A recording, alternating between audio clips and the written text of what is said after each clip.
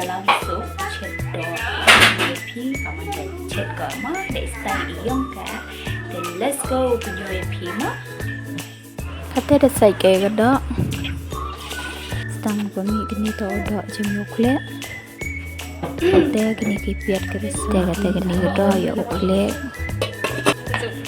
thế này nhang yok thế ini mana ikan nong dat tanat cái này cái piat cái semua dat cái ini mana cái piu quen dat cái piu nó sala mana dat cái sala dat cái sini cái đó cái wat cái này cái chicken masala itu ni murid thế cái terus cái yêu cái nó là thế đi chỗ đó ini wan dok kelas ya ini jadok ini dok janut klei dia kata uam jai yêu bị baik kan tu se baik smart ane kong chat ni kon yang kah tak ko kata uam jai wow yummy tapi ni